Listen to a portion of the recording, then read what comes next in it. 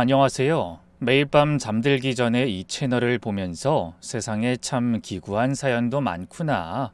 난 저런 일 없이 아들 하나 잘 키워서 다행이다. 그리 생각했던 애청자입니다. 남의 이야기인 줄만 알았던 기막힌 일이 제게도 일어날 줄은 꿈에도 몰랐습니다. 이제는 모두 지난 일이 되었지만 저와 같은 아픔을 겪는 분들이 혹시라도 계실까 싶어 용기를 내어 제 이야기를 꺼내봅니다. 올해 제 나이 65, 서울의 한 시장 골목에서 30년 넘게 작은 백반집을 꾸려왔습니다. 이른 나이에 남편 먼저 하늘로 보내고 제 인생엔 오직 아들 하나뿐이었죠. 가진 것 없고 배운 것 없는 제가 할 수 있는 거라곤 그저 남들보다 일찍 일어나고 늦게 잠들며 악착같이 일하는 것뿐이었습니다. 새벽같이 일어나 밥을 안 치고 나무를 묻히고 뜨거운 불 앞에서 땀 흘리며 번 돈으로 행여나 내 아들 기죽을까 남들 하는 만큼은 다 해주며 금지옥엽 키웠습니다. 그렇게 애지중지 키운 아들 녀석이 결혼 후 미국으로 떠난 지 벌써 2년, 마지막으로 목소리를 들은 지는 1년이 다 돼갑니다. 겉으론 아무렇지 않은 척 가게에 찾아오는 단골 손님들한테 우리 아들? 그럼 미국 가서 아주 자리 잡고 잘 살고 있지. 성공했어. 하고 웃으며 말했지만 밤만 되면 텅 빈 아들 방을 보며 속이 새까맣게 타들어갔습니다. 아들이 쓰던 낡은 책상, 벽에 붙여놓은 꼬깃꼬깃한 상장들을 볼 때마다 눈물이 핑 돌았죠. 혹시나 무슨 일이 생긴 건 아닐까? 밥은 잘 챙겨 먹고 다니는 걸까? 걱정되는 마음에 전화를 걸어봐도 며느리 아이는 늘 어머님, 진우씨 지금 중요한 회의 중이에요. 지금 출장 가서 며칠 집에 없어요. 하는 쌀쌀맞은 소리뿐이었고 나중에는 그마저도 뚝 끊겨버렸습니다. 손주 녀석 얼굴이라도 보고 싶어 영상통화 한번 하자고 사정해도 아이가 자고 있다는 핑계, 아프다는 핑계로 매번 거절당했죠. 제 전화를 피하는 게 느껴지니 더는 전화하기도 미안해서 그저 속만 태울 뿐이었어요. 그날도 창밖이 환해지도록 뒤척이다 깜빡 잠이 들었을까 머리맡에 둔 낡은 핸드폰이 요란하게 울어댔습니다. 이 새벽에 전화할 사람이 없는데 심장이 덜컥 내려앉는 기분으로 핸드폰을 들었습니다. 지지직거리는 소음 너머로 아주 희미하고 낯선 목소리가 들려왔습니다. 엄마! 그 한마디에 저는 숨을 쉴 수가 없었습니다. 꿈에서도 그리던 내 아들의 목소리였습니다. 아이고 아들, 내 아들 맞니? 진우야!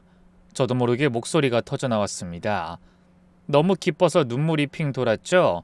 그런데 수학이 넘어 아들의 목소린 잔뜩 잠기고 갈라져 금방이라도 울음이 터질 것처럼 위태롭게 떨리고 있었습니다. 엄마, 저 한국 가는 비행기 탔어요. 지금 공항이에요. 뭐? 한국에 온다고?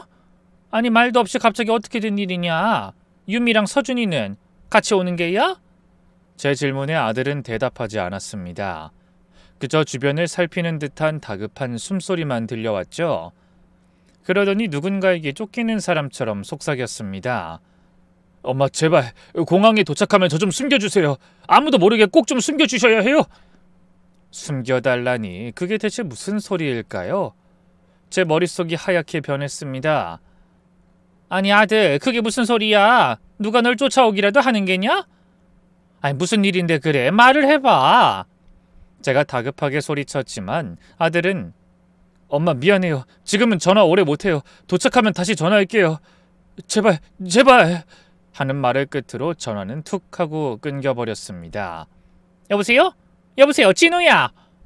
아무리 소리쳐봐도 대답은 없었습니다.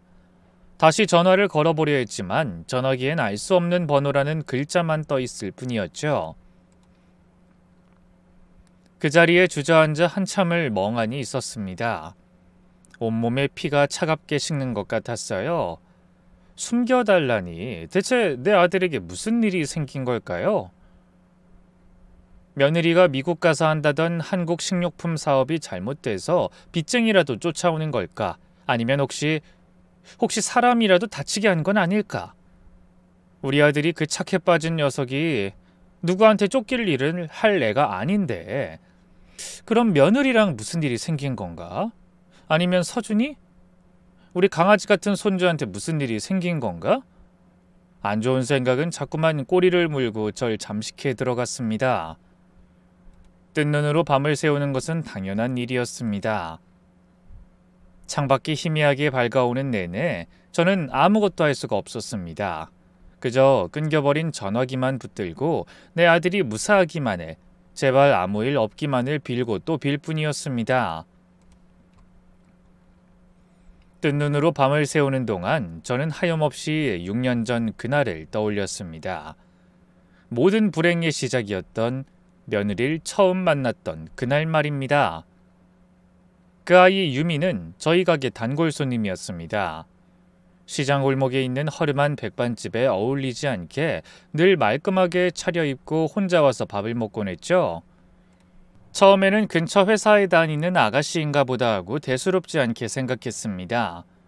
그런데 어느 날부터인가 그 아이가 점심시간마다 저희 가게에 들러 밥을 먹고 가는 제 아들 진우를 유심히 쳐다보는 게 느껴졌습니다. 그때 저희 아들 녀석 나이가 32이었는데 어디 가서 자랑할 만큼 잘생긴 얼굴은 아니지만 인물 하나는 훤하고 몸도 다부졌습니다. 무엇보다 마음이 비단결같이 착하고 성실했죠.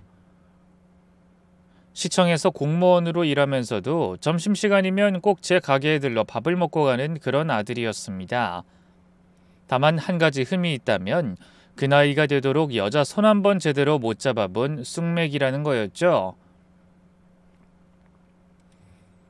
그날도 아들은 구석자리에 앉아 묵묵히 밥을 먹고 있었습니다. 그런데 유미 그 아이가 갑자기 제 아들이 앉은 테이블로 합석을 하는 게 아니겠어요? 저는 주방 안쪽에서 그걸 보고 깜짝 놀랐습니다. 저기요, 혹시 여기 앉아도 될까요? 다른 자리가 없어서요. 가게 안은 텅텅 비어 있었는데도 말입니다. 제 아들은 여자가 말을 걸어오자 얼굴이 시뻘개져서는 고개도 제대로 못 들고 네 하고 더듬거렸죠. 그 모습을 보고 저는 속으로 아이고 저 쑥맥 하면서도 웃음이 났습니다. 그날 이후로 유미는 노골적으로 제 아들에게 관심을 보이기 시작했습니다. 아들이 가게에 오는 시간이면 어김없이 나타나 말을 걸었고 살갑게 반찬을 더 달라며 제게도 애교를 부렸죠. 어머님 음식 솜씨가 정말 좋으세요. 저희 엄마 생각나요. 전 미국에서 와서 이런 집밥이 너무 그리웠거든요. 제 이름은 정유미인데 미국에서는 다들 에밀리라고 불러요. 어머님, 진우 씨는 여자친구 없으세요? 이렇게 착하고 성실한 남자가 왜 혼자일까? 그렇게 며칠을 저희 모자 주변을 맴돌던 유미는 결국 제 아들과 사귀게 되었습니다. 아들은 태어나서 처음 사귀는 여자친구라며 어쩔 줄 몰라 하며 기뻐했죠. 저 역시 그런 아들을 보며 세상을 다 얻은 것 같았습니다. 이제 우리 아들도 장가갈 수 있겠구나. 저렇게 싹싹하고 예쁜 교포 아가씨가 우리 아들을 좋아해 주다니. 저는 그저 모든 것이 고맙고 기뻐서 그 아이의 속내를 들여다볼 생각조차 하지 못했습니다. 그것이 제 인생 최대의 실수가 될 줄은 꿈에도 모른 채 말입니다. 제 평생 소원은 딱 하나, 아들 장가보내서 예쁜 손주 보고 사는 거였습니다. 그래서인지 아들은 만난 지 반년도 채 되지 않아 유미와 결혼하겠다고 절 졸랐습니다. 저는 너무 이르지 않나 싶으면서도 뭐 아들이 좋다면야 뭔들 못해주랴 싶었죠. 그렇게 저희 아들은 결혼을 했습니다. 시장 사람들 다 불러서 잔치를 하고 제 가게에 와서 밥 먹던 총각들도 다 와서 진심으로 축하해줬죠. 저는 결혼식 내내 아들 손을 붙잡고 눈물을 훔쳤습니다. 이제 정말 다 키웠구나. 저렇게 예쁜 색시 얻었으니 이제 행복하게 살 일만 남았구나 하고요. 근데 결혼하고 나서부터 아들 얼굴에 그늘이 지기 시작했습니다. 신혼의 단꿈에 빠져 있어야 할 녀석이 퇴근하고 저희 가게에 들릴 때면 말수도 줄고 한숨을 푹푹 내쉬는 날이 많아졌죠. 아들, 무슨 일 있냐? 새아가랑 싸우기라도 했어? 아니에요. 그냥 회사 일이 좀 많아서 그래요. 아들은 늘 그렇게 둘러댔지만 저는 아들 뱃속에 뭐가 들었는지 다 아는 엄마입니다. 뭔가 일이 있다는 걸 직감했죠. 나중에 알게 된 사실이지만 며느린 결혼하자마자 본색을 드러내기 시작했다고 합니다. 아들 월급날이면 돈이 다 어디 갔냐고 닥달하고 명품 가방이며 옷을 사느라 카드값을 흥청망청 써댔다고요. 아들이 뭐라 한마디라도 하면 당신같이 쥐꼬리 많은 월급 받는 공무원이랑 결혼해준 것만도 고마운 줄 알아! 라며 소리를 질렀다고 합니다. 하지만 제 아들은 그 모든 걸 제게 숨겼습니다. 제가 상처받을까봐. 그 착해 빠진 녀석은 혼자서 모든 걸 끙끙 앓았던 겁니다.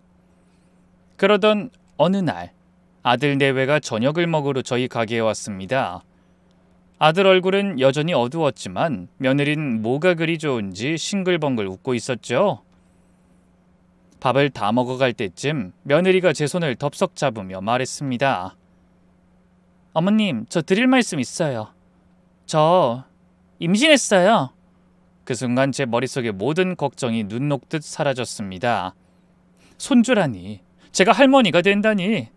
저는 너무 기뻐서 며느리 손을 붙잡고 덩실덩실 춤이라도 출 뻔했습니다. 아이고 세상에, 이게 무슨 복이냐. 우리 진우 잘했다. 우리 며느리 고맙다. 제 옆에서 아들은 그저 씁쓸하게 웃고만 있었지만 그때 저는 아들의 표정을 살필 경황이 없었습니다. 첫 손주를 본다는 기쁨에 저는 며느리에 대한 아주 작은 의심마저도 전부 잊어버리고 말았습니다. 그저 이 행복이 영원하기만을 바랄 뿐이었죠. 그렇게 10달을 기다려 눈에 넣어도 아프지 않을 제 첫 손주 서준이가 태어났습니다. 아들을 쏙 빼닮은 손주를 품에 안으니 세상을 다 가진 것처럼 행복했죠. 며느리도 한동안은 아이 키우는 재미에 푹 빠져 지내는 것 같았습니다. 아들 얼굴에 드리웠던 그늘도 조금은 옅어지는 듯 했고요. 저는 이제야 우리 아들 내외가 진짜 부부가 되어 사는구나 하고 안심했습니다. 하지만 그 평화는 그리 길지 않았습니다. 서준이가 돌이 지날 무렵부터 며느리가 조금씩 변하기 시작했습니다. 아이 낳고 불었던 살을 뺀다며 혹독하게 운동을 하더니 예전 아가씨 때보다 더 화려하게 꾸미고 다니기 시작했죠. 머리 모양을 바꾸고 제가 보기엔 좀 과하다 싶은 옷들을 사입고 외출하는 날이 부쩍 늘었습니다. 처음에는 애 키우느라 고생했는데 젊은 나이에 꾸미고 싶겠지 하고 좋게만 생각했습니다. 근데 점점 이상한 점이 눈에 띄기 시작했죠. 며느리는 집에 있을 때면 핸드폰을 손에서 놓지를 않았습니다. 누구랑 그렇게 연락을 하는지 휴대폰을 보며 혼자 웃기도 하고 제가 옆에 다가가면 화들짝 놀라며 화면을 감추기 일쑤였죠. 그리고 주말이면 어머님, 저 미국 친구들끼리 만나는 모임이 있어서요 하면서 서준이를 제게 턱 맡기고는 밤늦게 들어오는 날이 잦아졌습니다. 나중에야 아들에게 들어 알게 된 사실이지만 아들 녀석은 그런 아내를 보며 속만 끓였다고 합니다. 한번 싫은 소리라도 하면 며느린 내가 당신처럼 집에만 틀어박혀서 썩어야 해? 나도 내 인생이 있어! 라며 길길이 날뛰니 어쩌지도 못했다고 말입니다. 그때 눈치챘어야 했습니다. 며느리가 휴대폰 너머로 다른 놈과 시시덕거리고 있었다는 것을요. 하지만 저는 그저 미국에서 오래 살다 와서 개방적인가 보다 하고 아들의 어두운 표정은 단순한 부부싸움 때문이겠거니 애써 외면했습니다. 제가 조금만 더 유심히 봤더라면 우리 아들과 손주가 그 지옥 같은 곳으로 끌려가는 일은 막을 수 있었을 텐데 지금도 그때를 생각하면 제 자신이 너무나 원망스러워 가슴을 치게 됩니다. 손주가 3살이 되던 해였습니다. 며느리의 겉도는 생활은 계속됐고 아들의 한숨은 날이 갈수록 깊어졌죠. 저는 이러다 정말 큰일 나겠다 싶어 하루는 며느리를 조용히 불러 타일렀습니다. 아가, 너 요즘 너무 밖으로만 도는 거 아니냐? 진우도 힘들어하고 서준이도 엄마 손길이 필요할 때인데. 제 말에 며느리는 네 어머님 죄송해요 하고 고개를 숙였지만 그 눈에는 반성하는 기미가 조금도 보이지 않았습니다. 그리고 며칠 뒤 며느리는 폭탄 같은 말을 꺼내더군요. 온 가족이 모인 저녁 식사 자리에서였습니다. 어머님, 저희 미국으로 이민 가려고요. 순간 제 귀를 의심했습니다. 이민이라니? 그게 무슨 마른 하늘의 날벼락 같은 소리일까요? 뭐? 이민? 아니 아가, 그게 무슨 소리냐? 진우는 여기서 공무원 생활 잘하고 있는데 무슨 이민이야? 어머님, 진우 씨 같은 능력 있는 남자가 이 좁은 한국에서 공무원 월급만 받고 사는 거 너무 아깝지 않으세요? 미국 가면 기회가 얼마나 많은데요. 제가 미국에서 한국 식료품 수입하는 사업을 좀 알아봤는데 이거 하면 대박 날 수 있어요. 며느리는 자기가 얼마나 대단한 사업 계획을 세웠는지 미국 생활이 얼마나 좋은지 침이 마르도록 떠들어댔습니다. 제 아들은 그저 고개 숙인 채 아무 말도 하지 못했죠. 전 당연히 반대했습니다. 하나뿐인 아들 눈에 넣어도 아프지 않을 손주를 멀리 타국으로 보낼 수는 없었습니다. 하지만 며느린 집요했죠. 아들에게는 당신이 안 가면 나랑 서준이만 갈 거야. 평생 아들 얼굴 볼 생각 마. 라며 매일같이 닥달했고 제게는 눈물까지 글썽이며 매달렸습니다. 어머님, 다 우리 서준이 교육 때문이에요. 한국에서 이렇게 아등바등 키우는 것보다 미국 가서 영어 배우고 넓은 세상 보게 해주고 싶어요. 그리고 저희 가서 자리 잡으면 그때 어머님도 저희가 모실게요. 여기서 힘들게 식당 일 그만하시고 미국 가서 저희랑 같이 편하게 사셔야죠. 네? 어머님. 그 사탕 발린 말에 제 마음이 흔들리기 시작했습니다. 아들의 어두운 얼굴, 그리고 우리 손주 서준이의 미래. 어쩌면 여기가 아닌 다른 곳으로 가면 며느리도 마음 잡고 새 식구가 행복하게 살 수 있지 않을까. 그리고 나도 나중에 아들네 가서 살 수 있다는 희망, 그 헛된 희망이 제 눈을 가리고 말았습니다. 며느리의 성화에 못 이겨 저는 결국 이민을 허락하고 말았습니다. 그 결정을 내린 날 아들은 제게 찾아와 엄마 정말 죄송해요 라며 고개를 숙였지만 전 애써 웃으며 아들의 등을 두드려줬습니다. 아니다 아들아, 네 처가 저렇게까지 원하는데 어쩌겠냐. 가서 너희 식구 행복하게만 살면 엄만 더 바랄 게 없다. 며느린 제 허락이 떨어지자마자 기다렸다는 듯이 사업자금 이야기를 꺼냈습니다. 어머님, 저희가 빈손으로 갈 순 없잖아요. 초기 자금이 좀 필요한데 어머님께서 도와주실 수 있으시죠? 저는 한치의 망설임도 없이 고개를 끄덕였습니다. 제게는 아들과 손주의 미래보다 더 중요한 것은 없었으니까요. 저는 제 인생이 담긴 가게를 부동산에 내놨습니다. 30년 넘게 제 청춘을 바친 곳, 남편과 사별하고 아들 하나 키우겠다고 눈물 콧물 다 쏟았던 그 가게를 정리하는 날, 저는 주방 구석에 쪼그려 앉아 한참을 울었습니다. 그렇게 제 평생을 긁어모은 돈 전부를 아들 통장에 넣어줬습니다. 통장에 찍힌 액수보다 제 모든 것을 내어줬다는 사실이 더 뿌듯했습니다. 그리고 마침내 아들 내외가 미국으로 떠나는 날이 밝았습니다. 공항에서 아들은 제 손을 잡고 눈물을 글썽였습니다. 엄마, 꼭 다시 모시러 올게요. 금방 자리 잡고 연락할게요. 죄송해요, 엄마. 됐다, 아들아. 울지 마라. 엄마 걱정은 말고 너희 셋만 행복하면 그걸로 됐다. 저는 애써 눈물을 참고 아들 내외를 들여보냈습니다. 비행기가 떠나는 모습을 보이지 않을 때까지 바라보다가 결국 그 자리에 주저앉아 엉엉 울고 말았습니다. 그것이 제 아들과의 마지막이 될 줄은, 그 지옥 같은 인연의 시작이 될 줄은 꿈에도 모른 채 말입니다. 미국으로 떠난 첫 1년은 그래도 간간히 연락이 왔습니다. 며느리는 뭐가 그리 신이 나는지 어머님 여기 너무 좋아요. 공기도 좋고 집도 넓고 서준이도 금방 적응했어요. 라며 전화를 걸어왔죠. 아들 목소리라도 듣고 싶어 바꿔달라고 하면 아 진우 씨요? 지금 사업 때문에 바빠서 밖에 나갔어요. 하는 대답만 돌아왔습니다. 어쩌다 아들과 통화가 돼도 아들은 늘 네 엄마 잘 지내요. 걱정 마세요. 하는 짧은 대답뿐이었습니다. 목소리에 힘이 없는 게 마음에 걸렸지만 전 그저 타지 생활이 고된가 보다 하고 애써 넘겼습니다. 하지만 그것도 잠시 1년이 지날 무렵부터는 그나마 오던 전화도 끊겨버렸습니다.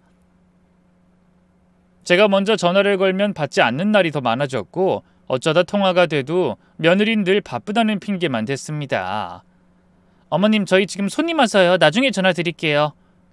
어머님 서준이 데리러 가야 해서요. 이만 끊을게요.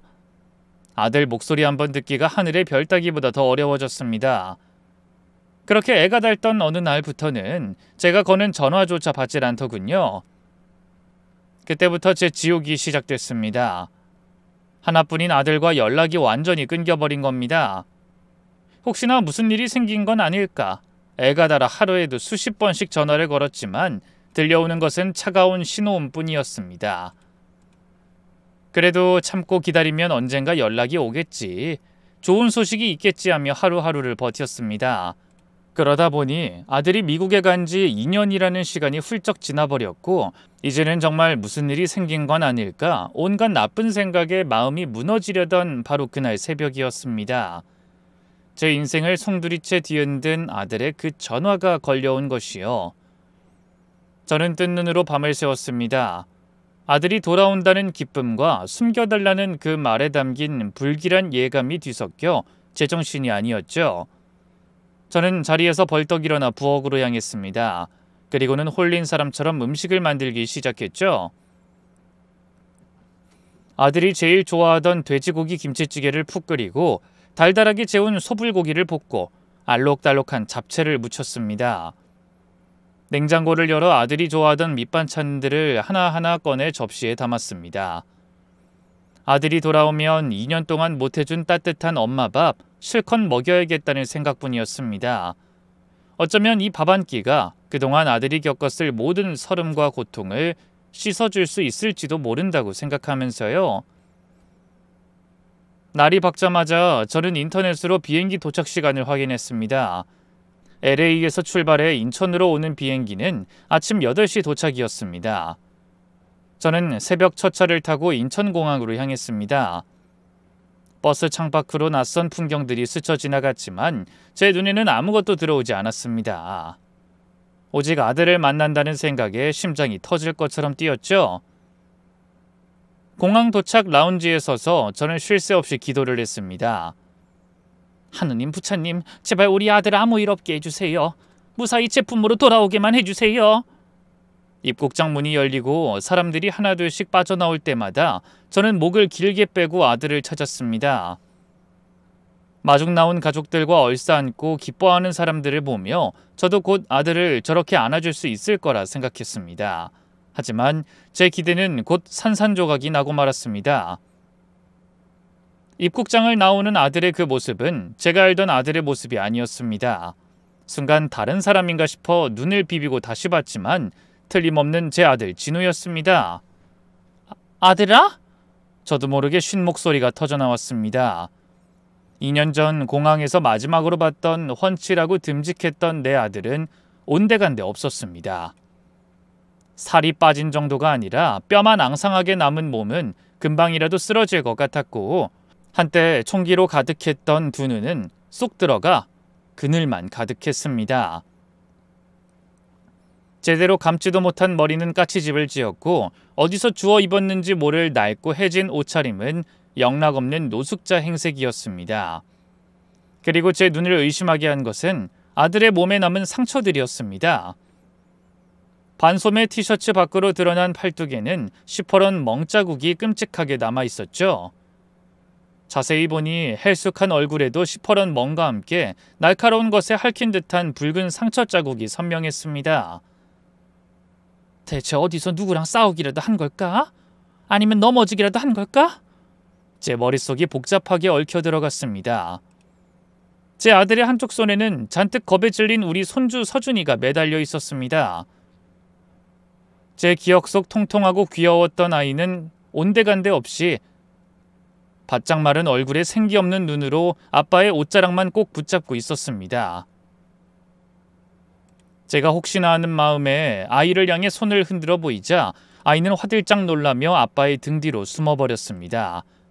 그리고 아들의 다른 쪽 품에는 태어난 지 얼마 안 돼 보이는 갓난아기가 낡은 담요에 쌓인 채 안겨 있었습니다. 난생 처음 보는 핏덩이 같은 아기였습니다. 그 순간 제 머릿속에 무언가가 툭 하고 끊어지는 것만 같았습니다. 다리에 힘이 풀리면서 전 그대로 공항 바닥에 주저앉고 말았죠. 주변 사람들의 웅성거림, 요란한 공항의 안내방송 소리가 갑자기 아득하게 멀어졌습니다. 아이고, 소리 없는 울음이 터져나왔습니다. 이게 꿈이기를, 제발 이 모든 것이 끔찍한 악몽이기를 빌고 또 빌었습니다. 하지만 제 눈앞에 처참한 아들의 모습은 지독하고 잔인한 현실이었습니다. 그래도 저는 정신을 차려야만 했습니다. 내 아들이, 내 손주가 적골인데 제가 정신을 놓고 쓰러져 있을 순 없었죠. 저는 비틀거리는 다리에 힘을 주며 겨우 바닥을 짚고 일어났습니다. 저는 말없이 아들을 부축했습니다. 듬직했던 아들의 몸은 뼈대만 남아 가벼웠고 그 앙상한 어깨가 제 마음을 더 미어지게 했습니다. 아들은 절 보자마자 엄마 하고 부르며 금방이라도 쓰러질 듯 제게 온몸을 기댔습니다. 집으로 오는 택시 안에서 우리는 아무 말도 하지 않았습니다. 숨막히는 침묵만이 차 안을 가득 채웠습니다. 아들은 창밖만 멍하니 바라봤고 그 옆모습을 보는 제 속은 까맣게 타들어갔습니다. 손주 서준이는 제 품에 안겨 있었습니다. 2년 만에 보는 할머니가 어색한지 아니면 그간의 고생에 사람이 무서워진 건지 아이는 제 품에 억지로 안겨서도 아빠에게서는 눈을 떼지 못했죠. 그리고 아들의 다른 쪽 품에 안긴 갓난아이는 곤히 잠들어 있었습니다. 저는 그저 아들의 앙상한 등과 아이들의 조그만 얼굴을 번갈아 볼 뿐이었습니다. 대체 무슨 일이 있었기에 내 아들이, 내 손주가 어쩌다 이 지경이 됐을까? 물어보고 싶은 말이 목구멍까지 차올랐지만 금방이라도 부서질 것 같은 아들의 모습을 보니 차마 입이 떨어지지 않았습니다. 집에 도착하자마자 아들은 현관문을 열고 들어서기가 무섭게 극도의 불안에 떨며 말했습니다. 엄마, 누가 보면 안 돼요. 창문 커튼 좀 쳐주세요. 저는 영문도 모른 채 아들이 시키는 대로 온 집안에 커튼을 쳤습니다. 대낮인데도 집안은 칠흑같이 어두워졌습니다. 아들은 그제야 안심하는 듯 긴 한숨을 내쉬더니 그대로 소파에 쓰러져 잠이 들었습니다. 그 후 며칠 동안 아들은 제가 차려준 밥도 거의 넘기지 못하고 잠만 잤습니다. 마치 몇 년 동안 잠을 자지 못한 사람처럼, 혹은 이 끔찍한 현실에서 도망치고 싶다는 듯이요. 저는 그런 아들을 위해 죽을 끓이고 아이들을 씻기고 돌보며 뜬 눈으로 밤을 새웠습니다.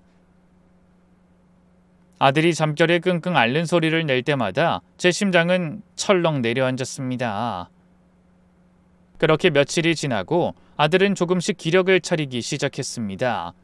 그리고 어느 날 저녁, 제가 차려준 저녁상 앞에 앉아 밥을 한술 뜨던 아들이 갑자기 수저를 내려놨습니다. 그러더니 제 앞에 털썩 무릎을 꿇는 게 아니겠어요? 아들, 이게 무슨 짓이야? 일어나! 엄마, 죄송해요. 제가 다 잘못했어요. 엄마한테 너무 죄송해서 죽고 싶어요. 아들은 어린이처럼 엉엉 울며 그 지옥 같던 2년의 진실을 털어놓기 시작했습니다. 며느리는 처음부터 저희 모자를 작정하고 속인 것이었습니다. 미국에 원래부터 만나던 남자가 있었는데 그놈의 이름이 케빈 강, 한국 이름으로는 강태식이라는 놈이라고 했습니다. 그놈이 도박에 빠져 빚더미에 앉게 되자 며느린 그 돈을 마련하기 위해 일부러 한국으로 들어와 어수룩한 남자를 물색했던 겁니다. 그러다 저희 백반집에서 착해 빠진 제 아들을 발견하고는 제 아들과 저희 집 재산을 노리고 계획적으로 접근했던 것이었죠. 한국에서 제 아들을 만나면서도 며느린 그 강태식이라는 놈과 계속 연락을 주고받으며 모든 계획을 꾸몄다고 합니다. 미국에 도착하자마자 며느린 사업을 하려면 공동명의 통장이 필요하다며 아들을 속였습니다.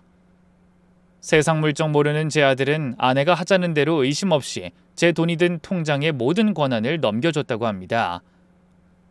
며느리는 그 즉시 모든 돈을 강태식 계좌로 송금해 그놈의 도박빚을 갚는 데 써버렸다고요.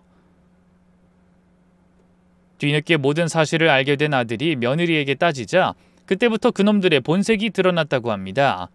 그들은 아들의 여권과 휴대폰을 빼앗고 이렇게 협박을 했다더군요. 너 지금 한국에 전화해서 뭐라고 할 건데? 네 엄마가 평생 시장 바닥에서 굴러가며 모은 돈 네가 다 날려먹었다고? 너 때문에 너희 엄마 노후자금도 못 모으고 이제 완전 길바닥에 나앉게 생겼다고? 네 여자 하나 간수 못해서 미국 땅에서 바람이나 맞았다고? 그 말 할 수 있겠어, 이 불효자식아? 그 말에 아들은 아무것도 할 수가 없었다고 합니다. 저를 볼 면목이 없어서 제게 평생의 죄를 지었다는 생각에 죽고 싶었지만 어린 서준이를 보니 죽을 수도 없었다고요. 아들의 이야기는 들으면 들을수록 제 심장을 도려내는 것 같았습니다. 며느리와 그놈은 제 아들의 돈을 전부 빼앗은 것도 모자라 아들을 강태식 그놈의 식당 주방에서 밤낮으로 노예처럼 부려먹었다고 합니다. 하루 16시간씩 뜨거운 불 앞에서 일하고 손님들이 남긴 음식으로 끼니를 때우며 식당 구석에 기름때 절은 창고방에서 새우잠을 자는 게 전부였다고 했습니다. 그러던 어느 날 며느리의 배가 불러왔다고 했습니다.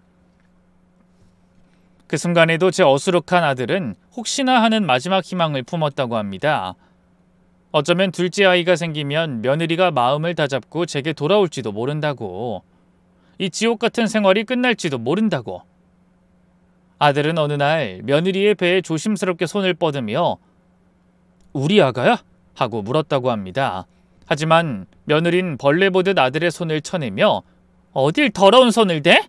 라며 경멸을 퍼부었다고 했습니다. 아이가 태어나자 아들의 마지막 희망마저 산산조각이 났습니다. 갓 태어난 아이는 누가 봐도 제 아들이 아닌 강태식을 쏙 빼닮았고 며느리 역시 그걸 부정하지 않았다고 합니다. 심지어 강태식 그놈은 딸을 돌본다는 핑계로 아들이 살던 집에 버젓이 들어와 주인 행세를 하기 시작했고 반대로 제 아들은 식당에 딸린 그 작은 창고방으로 완전히 쫓겨나다시피 나가 살게 됐다고요. 하루는 우리 손주 서준이가 아빠랑 같이 살고 싶다며 울면서 그 차가운 창고방으로 찾아왔었답니다. 아빠, 나 여기서 아빠랑 같이 잘래. 엄마 무서워. 아이의 그 한마디에 아들의 마음은 무너져 내렸지만 차마 그러질 못했다고 합니다.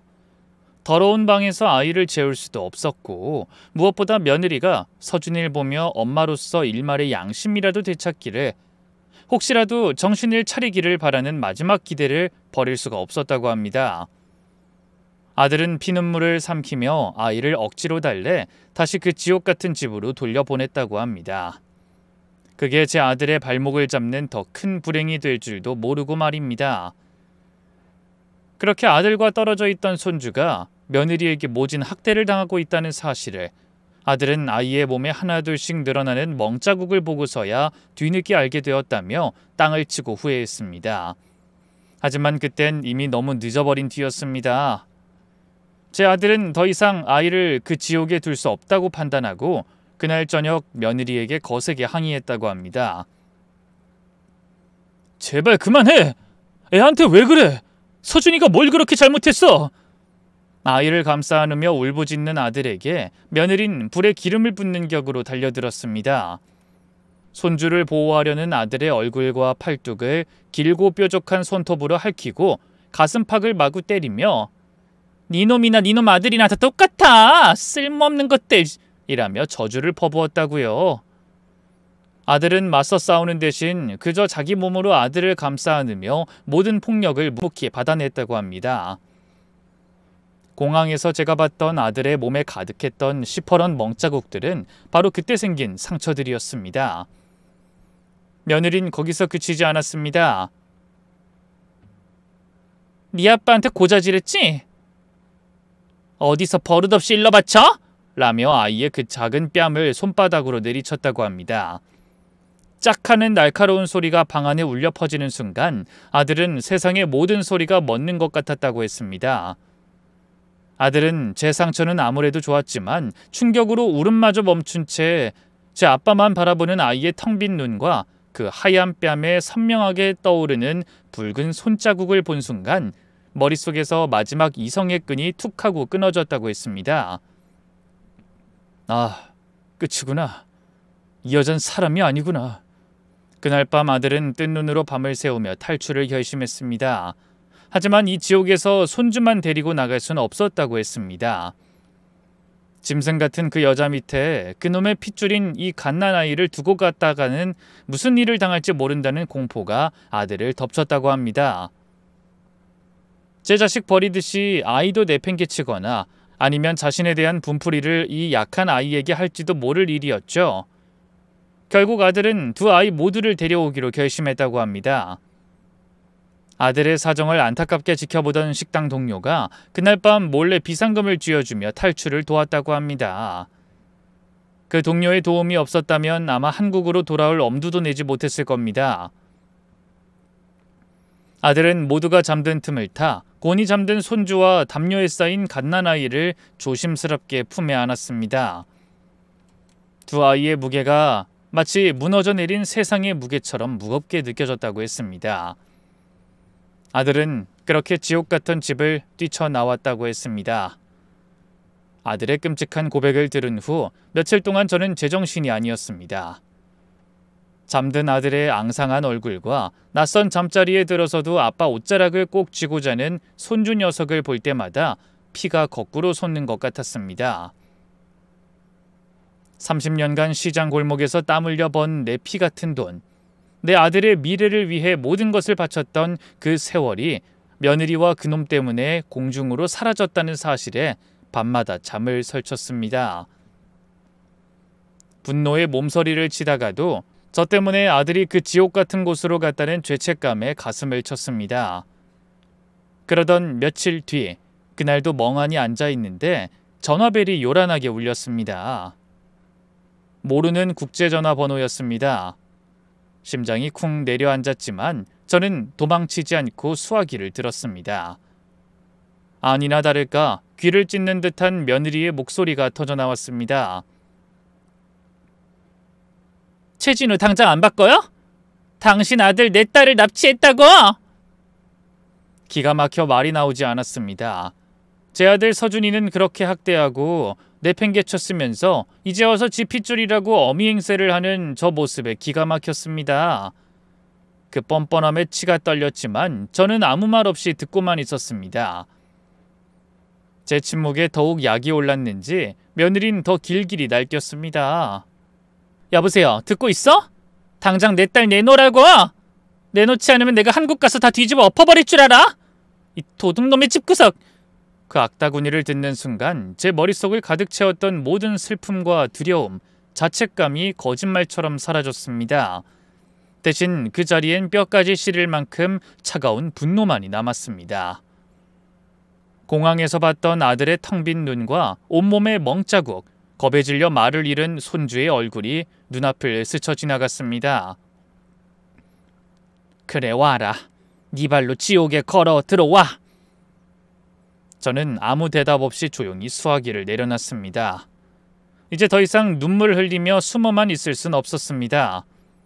저것들에게 죗값을 치르게 하기 위해서라도, 내 아들과 손주를 지키기 위해서라도 제가 어미로서 독해져야만 했습니다. 그것이 제게 주어진 새로운 싸움의 시작이었습니다. 제 머릿속은 놀랍도록 차갑고 명료해졌습니다. 저는 그날 밤새 뒤척이다 겨우 잠든 아들 녀석의 방문을 조용히 열었습니다. 헬쑥한 아들의 얼굴 옆에는 자면서도 무언가에 쫓기는 듯 아빠의 옷자락을 꼭 붙잡고 낑낑대는 손주가 있었습니다. 그 모습을 보자 다시 한번 가슴속에서 뜨거운 것이 울컥 치밀어 올랐습니다. 저는 방으로 들어가 어느새 잠에서 깬 아들의 손을 굳게 잡고 말했습니다. 아들, 이제 숨지 말자. 네가 잘못한 거 하나 없어. 이제부턴 저것들이 지은 죗값을 받게 할 거야. 엄마가 그렇게 만들게. 제 말에 아들은 저를 올려다보며 눈물만 뚝뚝 흘렸습니다. 엄마, 저 때문에 엄마 평생 모은 돈 다 날리고 제가 다 망쳤어요. 죄송해요, 엄마. 아들은 고개를 숙인 채 어깨를 들썩였습니다. 저는 그런 아들의 등을 쓸어주며 더 단단한 목소리로 말했습니다. 아니야, 망치긴 뭘 망쳐. 이제부터 다시 시작하면 돼. 고개 들어, 아들. 네 잘못 아니야. 저 나쁜 것들한테 속은 거지. 이제 엄마가 네 앞에 서서 비바람 다 막아줄 테니 넌 서준이 손만 꼭 잡고 있어. 저는 더 이상 주저하지 않았습니다. 당장이라도 며느리에게 달려가 머리채라도 잡고 싶었지만 감정적으로만 행동해서는 안 된다는 것을 알았습니다.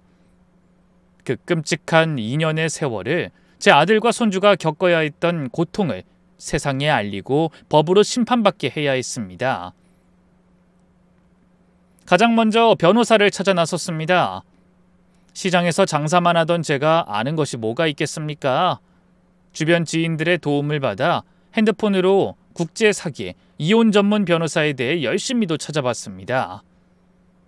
수많은 이름과 번호들 속에서 가장 믿음직스러워 보이는 법률사무소에 전화를 걸어 떨리는 목소리로 저희의 상황을 설명하고 곧장 상담을 예약했습니다. 그리고 가장 마음에 걸렸던 아이들을 위해 아동보호 전문기관의 문을 두드렸습니다. 잔뜩 겁에 질려 제 눈도 제대로 마주치지 못하고 아빠 곁에만 붙어 있으려는 우리 손주 서준이, 그리고 아무것도 모른 채 낯선 땅에 오게 된 그 갓난아이까지, 비록 제 핏줄은 아니지만 죄 없는 생명이지 않습니까? 두 아이 모두를 제대로 보호하고 끔찍한 기억을 치료해주는 것이 급선무였습니다. 무엇을 해야 할지 정리가 되자 며칠간 굳게 닫아뒀던 현관문을 열 준비를 했습니다. 먼저 가장 깨끗한 외출복으로 갈아입었습니다. 거울 앞에 선 제 모습은 더 이상 절망에 빠진 늙은이가 아니었습니다. 제 새끼를 지키기 위해 전쟁터에 나서는 어미의 모습이었죠. 며칠간 닫혀있던 현관문을 열고 세상 밖으로 나서는 길이 더는 두렵지 않았습니다. 변호사 사무실에 마주 앉은 아들은 다시 한번 그 지옥 같던 시간을 털어놨습니다.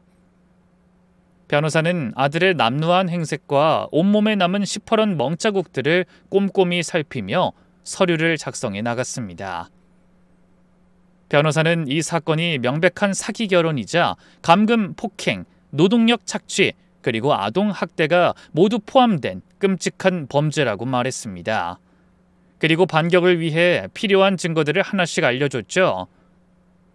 가장 먼저 병원에 들러 아들의 몸에 남은 상처들에 대한 진단서를 발급받았습니다. 그리고 변호사의 도움을 받아 미국에서 아들의 탈출을 도왔던 동료와 연락해 당시 상황에 대한 증언을 녹취할 수 있었습니다. 무엇보다 가장 중요한 것은 우리 손주 서준이의 상태였습니다. 아동보호기관과 연계된 상담센터에서 서준이는 심리치료를 받기 시작했습니다. 아이가 그린 새까만 그림들과 상담 기록들은 그 자체로 끔찍한 학대의 증거가 되었습니다. 마지막으로 변호사는 가장 중요한 조치를 제안했습니다. 바로 갓난아기의 신변 문제였습니다. 변호사는 저희와 동행하여 경찰서로 갔습니다. 그곳에서 아들은 며느리의 아동학대와 방임 행위를 모두 진술하고 위험에 처한 두 아이를 긴급 구출한 후 국가의 안전한 보호를 요청한다고 정식으로 신고했습니다. 이로써 아들은 법적으로 아이들을 보호할 사람이 되었고 갓난아기는 아동보호 전문기관에 안전하게 인계되었습니다. 이제 며느린 아동학대 피해자로서 한국 사법기관의 소환에 반드시 응해야만 하는 벼랑 끝에 몰리게 된 것입니다. 저희는 변호사와 함께 고소장을 준비하며 칼날을 가는 심정으로 복수를 준비했습니다. 고소장을 접수하고 우리는 폭풍이 오기 전에 길고 고요한 시간들을 보냈습니다. 그 시간은 단순한 기다림이 아니었습니다. 무너진 우리 가족의 삶을 아주 조금씩 한 뼘씩 일으켜 세우는 시간이었습니다. 저는 매일 아침 아들과 손주를 위해 따뜻한 밥을 지었습니다. 2년 동안 내 새끼가 굶주렸을 것을 생각하면 밥 한 숟갈, 국안 그릇도 허투루 만들 수가 없었습니다. 아들은 매일 밤 끔찍한 악몽에 시달렸습니다. 잠결에 "엄마 죄송해요" 하는 잠꼬대를 들을 때마다 제 가슴은 미어졌지만 저는 아는 척하지 않았습니다. 대신 낮에는 억지로 아들을 데리고 시장에 나가 함께 장을 보고 집안일을 시키며 몸을 움직이게 했습니다. 그렇게라도 하지 않으면 아들이 텅 빈 방 안에서 영영 과거에 갇혀버릴 것만 같았습니다. 가장 마음이 쓰이는 것은 역시 손주 서준이었습니다. 심리치료를 시작한 아이는 여전히 입을 굳게 닫고 있었지만 아주 작은 변화들이 생겨나기 시작했습니다. 처음 며칠은 아빠 뒤에만 숨던 아이가 어느 날부터 제 곁에 조용히 앉아 그림을 그리는 시간이 늘어났습니다. 온통 검은색으로만 칠해져 있던 도화지에 어느 날 노란색 크레파스로 작은 해님이 그려졌을 때 저는 부엌 구석에 숨어 한참을 소리 없이 울었습니다. 그 작은 해님 하나가 제게는 꺼져가던 세상의 전부처럼 느껴졌습니다. 저는 그 희망의 끈을 놓지 않았습니다. 시간이 얼마나 흘렀을까? 그날도 저녁을 먹고 설거지를 하는데 마침내 변호사에게서 기다리던 전화가 걸려왔습니다. 정유미 씨가 오늘 인천공항으로 입국한 사실이 확인됐습니다. 저희 예상대로 아마 집으로 바로 갈 겁니다. 저희가 근처에 도착해서 대기하고 있겠습니다. 절대 먼저 대응하지 마시고 그 여자가 도착해서 소란을 피우기 시작하면 바로 연락만 주세요. 드디어 올 것이 왔구나. 온몸에 피가 차갑게 식는 것 같으면서도 한편으로는 심장이 뜨겁게 뛰었습니다. 저는 조용히 수화기를 내려놓고 거실에서 손주와 함께 앉아있는 아들에게 다가가 말없이 아들의 손을 꼭 잡았습니다. 이제 정말 모든 것을 끝낼 시간이었습니다. 그날 오후 저와 아들은 거실에서 말없이 서로의 맞은편에 앉아 있었습니다.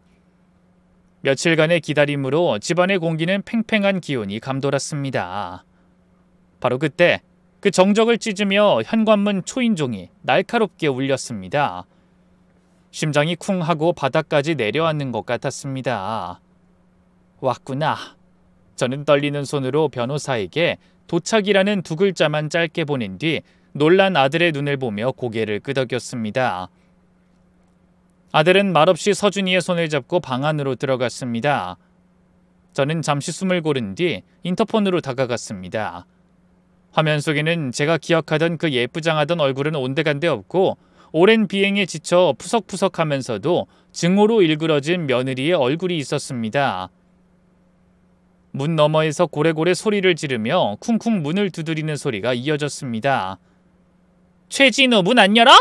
당장 튀어나와! 저는 문을 열지 않은 채 수화기를 들고 제 평생에 내본 적 없는 차갑고 낮은 목소리로 말했습니다. 여긴 왜 왔니? 네가 올 곳 아니니까 당장 돌아가. 제 목소리가 저 자신도 낯설게 느껴졌습니다. 뭐? 이 늙은이가 진짜 지금 날 가르치려 들어? 당장 문 열라고! 내 딸 내놓으란 말이야! 저는 오히려 더 차분하게 대답했습니다. 네 딸 이제 여기 없어. 안전한 곳에서 보호하고 있으니 너 같은 엄마한텐 못 보내.